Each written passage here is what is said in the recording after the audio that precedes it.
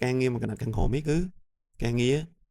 đại xí xăm bỏ tàu can procedure hay procedure nâng return data một bánh tại nó nóng data thay bỏ ok chẳng người này có video to tiết mê riêng tạiរៀបចំនៅ2024មាន actual បានដល់ procedure អញ្ចឹងឃើញថាវាមាននៅក្នុង YouTube ប៉ុន្តែអត់សូវមានអ្នកចាប់អារម្មណ៍អាចនឹង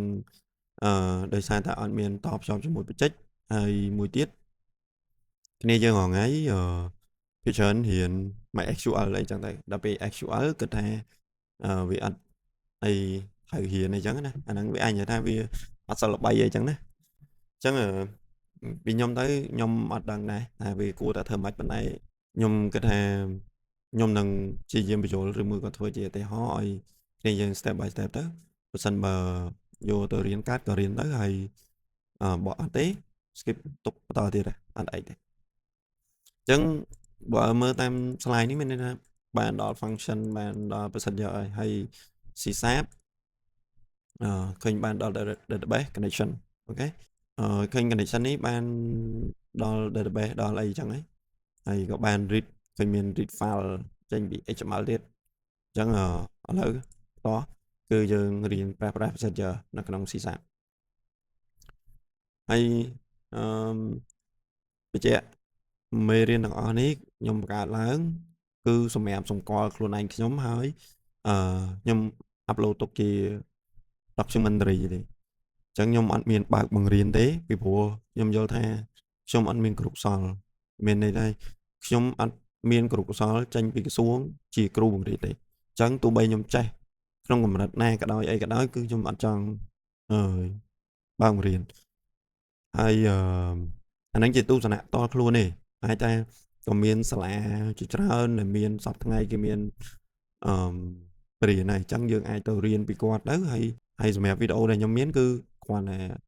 ធ្វើសម្រាប់គ្រប់គោលបំណងដែលខ្ញុំនិយាយពីវីដេអូមុនហ្នឹងអញ្ចឹងមានន័យថាខ្ញុំចង់កសាងបច្ចេកតែមាននៅក្នុងដៃទូចហើយ public ជាសាធារណៈអញ្ចឹងខ្ញុំនឹងឆ្លៀតពេលបញ្ចូល system ហ្នឹងប្រើមិនគេ create បែបម៉េចគេ log in មកអញ្ចឹងណាអូខេឥឡូវចូលមកដល់ CSAP យើងនេះអញ្ចឹង CSAP នេះ form login វាមានទម្រង់ប៉ុណ្ណឹង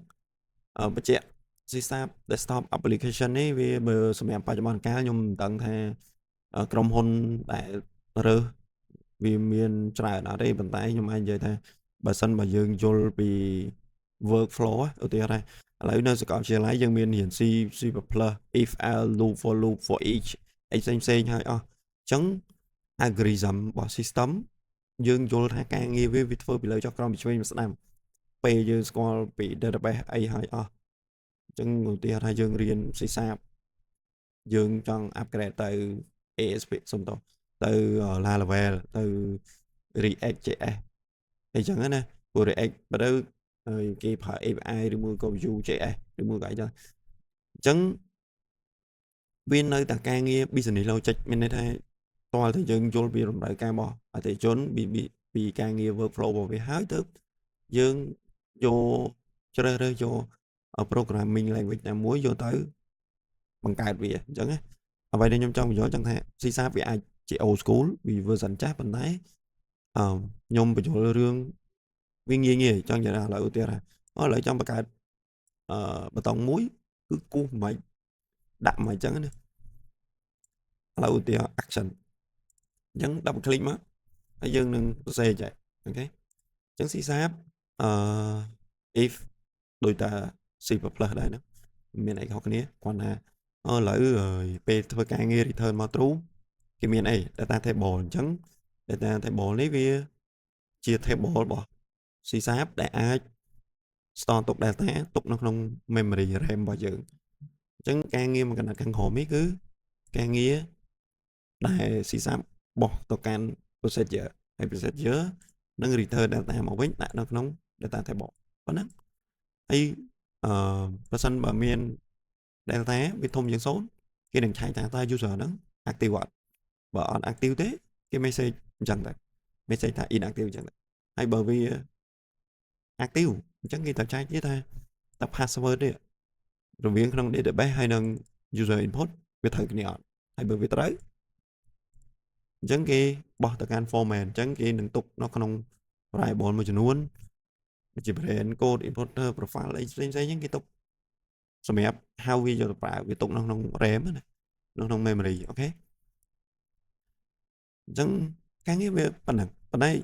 ដែលយើងចង់លម្អិតហ្នឹងយើងថាអូខេឥឡូវបើវាបោះតែប៉ុណ្្នឹងទៅតែបើសិនជាគេធ្វើការងារបែបម៉េចចឹងអាហ្នឹងនៅវីដេអូបន្ទាប់តែអ្វីដែលខ្ញុំចង់បញ្យល់ឥឡូវហ្នឹងគឺខ្ញុំនឹងរៀបចំslide បន្តឬមួយក៏ action ការងារហ្នឹងមួយ step ពីចំណុចទូចៗចឹងទៅហើយអ្នកខ្លះអាចនិយាយថាគាត់មាន style សរសេរ code ខុសពីហ្នឹងឬមួយក៏អីអាហ្នឹងជារឿងមានន័យថាសរសេរឲ្យយល់អាណឡោមទៅធ្វើម៉េចឲ្យ system ហ្នឹងមាន security ដើរលឿនហើយទទួលការងារបានច្រើនមានន័យថាធ្ងន់ធំប៉ុន្មាន database record ច្រើនប៉ុណ្ណាក៏ដោយការងារ system ហ្នឹងនៅតែដើរលូនណាយ៉ាអ្វីដែលយើងធ្វើហើយរឿង code អាចថាអូខ្ញុំសរសេរចេះខ្លីខ្ញុំសរសេរចេះស្រួលសរសេរចេះវែង whatever ធ្វើម៉េចក៏បានដែរឲ្យតែយើងគិតថាវា security ហើយវាអាចមួយទៀតពេលដែលយើងសរសេរហើយសូមឲ្យកូដដែលយើងសរសេរហ្នឹងងាយបញ្យល់ទៅក្រុមការងារមានន័យថាបច្ចេកយើងសរសេរតែឯងយើងយល់ម្នាក់ឯងប៉ុន្តែក្រុមការងារយើងយកបច្ចេកយើងទៅគឺអត់យល់ហ្មងមើលអត់បានណាអញ្ចឹងមិនគេមាន comment មានអីចឹងទៅយើង comment ភាសាខ្មែរក៏បានអង់គ្លេសក៏បានអីក៏បានដែរសម្រាប់ឲ្យធ្វើម៉េចឲ្យក្រុមការងារយើងដែលមានគាត់មានអ្នកជួយធ្វើការងារយើងហ្នឹងគឺគាត់យល់តែប៉ុណ្ណឹងអរគុណ